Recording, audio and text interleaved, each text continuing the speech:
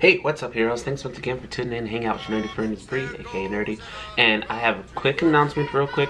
It's about like 3 minutes. I might chop it up. I don't know yet. Enjoy it. It's cool. It's a cool thing. I think you're gonna like it. Now I came to rock. I came to move the crowd. I came to scream it out loud. Headphones on and silence the noise out of this world. What he said. All right. This is my little journal to myself, and with you heroes, this is it. We are going to start day one of the XP books. The XP books is the company that I want to make. It's the animation studio. It's not really an animation studio. It's a video book. That's kind of the best way to describe it. Anyway, it starts today. I am going to stop being lazy, and I actually have gotten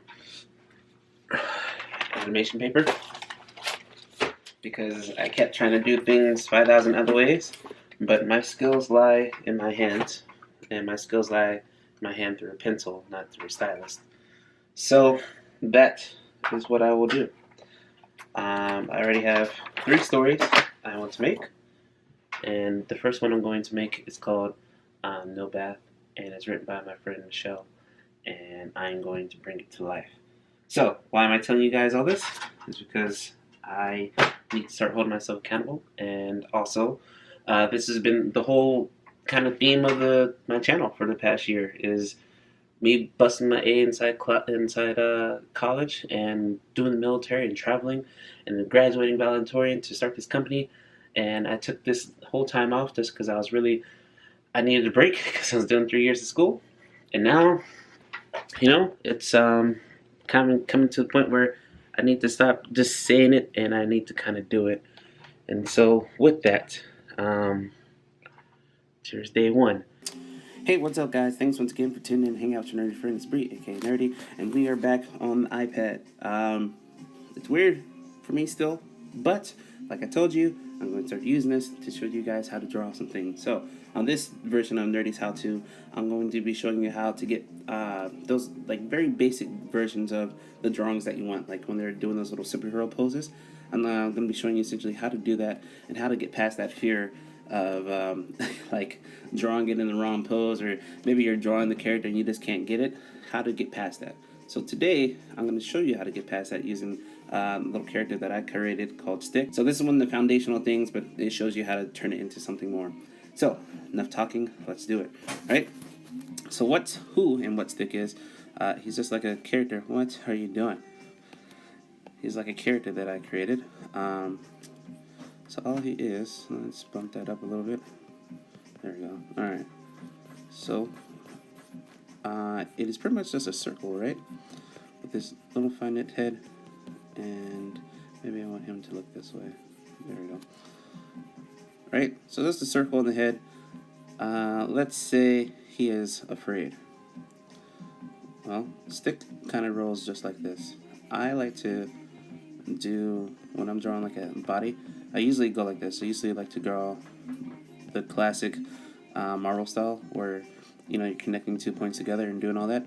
But say if you just kind of want to jump into it and you just want to have the body and this roll, this is where Stick comes in. Because if you just draw Stick in his very basic form, then you already got the torso going, right? And maybe he's kind of like taking it back, right? So we know, obviously, since his eye line, which is this right here, that's called the eye line, is facing this way, he's obviously looking this way, right? He's like, oh no, what is that? Those are some weird eyes. Anyway, so here's his neck, right? The thing about Stick is, the reason why I'm also nicknamed him Stick is because it's for you guys that only say I can only draw stick figures. Well, we are about to help you out with that. So usually when people draw stick figures, they draw like a line for the shoulders, right? And then 2 little points where the shoulder blades would be, actually where the top of the shoulders would be, and then the spine, obviously, and then 2 little balls where this would be, right? And that's usually where the hips are, and then all that. Well, Stick's the exact same way. It's the same thing, we're just trying to modify up some things. So all we're doing is just saying, hey, we're just drawing the big outer frame. Since I know a lot of people like to do this, especially like beginning drawings, that you guys like to just jump right into the framework. This is all it is. And so drawing those sticks, those stick forms, and it's kind of filling it out and not being afraid for what it's going to look like, right? Now, the other reason why I nicknamed this guy Stick, and also the reason why I'm showing you how to do this, is because it's going to help you out when you're trying to figure out how to put these arms in, right? When we animate, usually animators like to draw something that kind of looks like this. I switched to this red. It's called line of action, right? So we get this line of action, and then we quickly say, oh no, like there's this big thing going on. And really quickly, they just kind of lay down this. They put the arms back. Maybe his hands a little bit forward, and it's right here. And maybe it's right here, right? And he's just kind of taking it back. And maybe he has his one leg's right here, and then his other leg's following this line of action going this way. And this way, it's showing movement through the body, right? And maybe his foot's back right here. And we do this, and just in that little bit of time, now you have like a whole moment that something's kind of going on. You don't know what it is, but you know this character's like, what the deuce is going on right now, right? Same thing with Stick. He follows the same rules, but he's more or less for the people like yourself that may be the comic artist, right? Or the manga person. You want to draw the manga, so or manga, however people want to argue about how it's said. So with this is where it comes in. So essentially what you're doing is you're drawing the major frames. You know, you're drawing the biceps and the deltoids, right? You're drawing the circle points are essentially right where your arm moves at. Like, remember those old school action figure toys where the ball's at and where they move? That's kind of how Stick is drawn. And so this helps you not think about all the things you got to draw. Instead, it helps you just kind of get the whole drawing done in less amount of time. And this is the power of this character, and this is the power of why I decided to teach you guys this way. Because every so often when I'm drawing, I will draw like this, and then I will turn it into something grander, you know? And usually I like to draw, when I draw the wrist, I usually like to draw them at a curve for some other reason. And then I draw the hand, usually has like this weird box shape with like a finger off there. So you know that's where that is. Alright, cool. Alright, so they're both looking this way. Obviously something's going down on that side of the screen. We don't know what it is. But, obviously, right, really quickly, you got the form of it. I don't know how many minutes that took. But what I'm trying to prove to you guys real quick is you can essentially go here. You can drop the opacity down, right?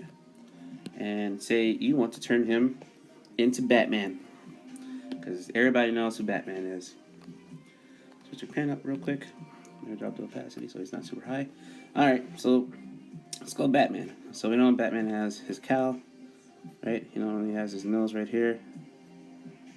And then Batman has his Batman eyes, right? And he's looking onward to justice. Let's see. If it's traditional style, he'll have like really hard jawline. Kind of comes up, kind of comes over. He turns his little this way. Then his ears. If you want to draw him old school style, he has short ears.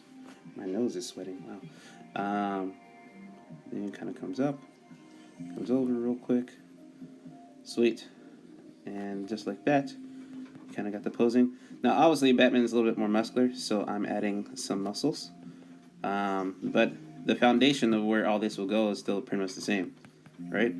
I've not changed up anything. The only thing I'm changing up is like the outside frame and posing of it. His chest is still the same. It's right about here, right? Kind of comes in, kind of comes down, over. His belt. Technically, Batman has a bigger frame than this, so I'll give him kind of body like right about here. All right. Also, Batman kind of looks like Batman Beyond right now. Anyway, when you're drawing these type of things, you just gotta remember like where certain points are. Obviously, the shoulders. leading into the bicep. Behind there's the deltoid, leads into the forearm. The forearm has the X amount of distance from the elbow. Usually when people draw this, it's kind of just like this. It's like this weird, best way to describe it is like a, how should you describe this? It's like a flat S. That's the best way, right? And the other side is just another S, and then just another S. And then that kind of looks like an arm already, right? And then you go into the wrist. And then that's how you kind of start drawing like a hand. Depends on your style too. Like one of my old artists that I really love. I'm sorry, I'm sweating. One of the old artists that I really love is Michael Turner. And Michael Turner, he was like the master of like kind of creating these bigger than life heroes. And one thing that he used to do is like how I draw. He gives them like this kind of volume. Their bodies, so their biceps and their forearms are huge, and they're always doing something. So if he's Batman, technically Batman has these gloves that go over his hands, right? They kind of come over, and then he has these spikes right about here, right? That's how Batman rolls. And then really quickly, maybe Batman has his hand right here, and he's in a fist, and Batman's fist glove thing is right here. Right, and then he has this all-powerful Batman utility belt, which goes down right about here. Now, obviously, I want to add dimension to this, so I would curve this line, and just by simply curving that line just a little bit, that's when it starts adding in that dimension. Is utility belt comes out. I cheat with this, so usually what I do is I draw like a square, and then draw like the top part of the square. All right. And if you draw the line, and you draw a line right here, and down, and there, and down, now you got Batman's like little utility belt. Usually, most people draw it with him with having different size articles, you know, because Batman's always equipped for every situation, because he's Batman. But, you know, you can draw him whichever way you want, just kind of showing the moment. His legs. Now, obviously, the new school Batman kind of draws from... this weird moment where old school used to have like that little, what was it, boy short underwear thing. Newer one, kind of like Jim Lee one that's been famous, is, you can see that, can you see that? It's kind of more like that, right? He doesn't really have, like, he has the underwear, but not the underwear. But like I said, I drew that already. And so that little part that's like technically right here, I know that what that looks like, but don't. That is right where his kind of suit would, or leotard thing would kind of lay into his man leggings, as I call them. And then he has very powerful legs, right? So you can draw some curve right there, maybe add in a little muscle deviation right in that trap quad area, right? Because Batman does squats. And then he has really powerful over top Batman legs. Now, obviously, since it is Batman, we gotta obviously bring up this cowl just a bit. And let's roll right into here. And I kind of want to make him Batman Beyond style, to be 100% honest with you. I might draw Batman Beyond one day for you guys. So, the bat symbol goes right about here. Bam, bam. Don't overthink the bat symbol. That's usually where people start kind of messing up. Let's think of it as it's a bat, you know. You can draw it. I like to draw it the old school way, where it has two bottom hooks at the bottom, and then obviously the one bottom at the point. And cool, curves on his chest. Notice how I'm following like the guide of the chest when I'm drawing that, and then really quickly rolling into his cape. Now, if you are the more advanced type of person, this is what you can do here. Obviously, I'm pressing pretty hard down, but what you can do is you go back and you start adding in those elements of like depth, which is these folds right here, which will fold right about here on this collar. And then we'll erase this arm that we had created, because that will mess me up in the future. And then maybe, since he is Batman, maybe he was just moving and his cape for some odd reason is coming down and below his arms, even though technically the way Batman's cape's always usually normally drawn, it's drawn like this, where it goes over and it's like guiding the back of his arm. It's never in front unless he wants it to be, and it's always right behind him perfectly because he is a knight, right? And now you have pretty much drawn Batman from a very simple version of nothing. And just like that, Batman is drawn. Right? Cool. That is a very cheesy version of Batman, but you get the point. The point is, all you really need to do anything is the very basic Captain America. And all these drawings are really, really crappy, and I know you guys are like, Bree, you can draw way better than this. I know I can. But I'm trying to hit the point of this is how you draw something really quickly, really easily, and not overthink it. Because when you start overthinking things, and even I do this, that's when the drawings become 10 times harder. Let's see. Here, I'll show you a prime example. This is one of the villains I am working on, right? For my comic book. And as you see right here, it's the same thing. Guiding line, circle, guiding line, eyes, right there, right? Same thing. Circle, face, guide lines, mouth, nose, right? Body, there you go. Backside aspect, head, down, over, all that, right? This is one of the villains. I can't tell you what he is right now, but it's for the villains for me, myself, and I. But all of my drawings, all the time, they all start off exactly the same, and it's just like this. So yeah, that is the video. It's really basic, really easy drawings. Just trying to get everybody like not intimidated of drawing. Obviously, you got really good people that can draw out there, like myself. Even I draw crappy. I always keep saying this in all my videos because it's the truest statement I'm ever gonna say. Everyone draws crappy. It's just what it is. Get past it. You're going to one day put in a lot of time and it's going to look excellent, or one day you're going to draw for like 2 minutes and it might be like Picasso level and you're like, what did I do? I need to learn how to redo that. But it's not always going to happen, so just get over it, get over yourself. With that, here's some of the drawings for little animation of Miss Roxanne, that's her name, the girl that I'm drawing for Nobat. But yeah, that is happening. I am forced myself to do it. Please, guys, call me out. I need your help because I'm this bird. I'm sorry, but because I am one of those people like I'll procrastinate and do stuff because artists struggle.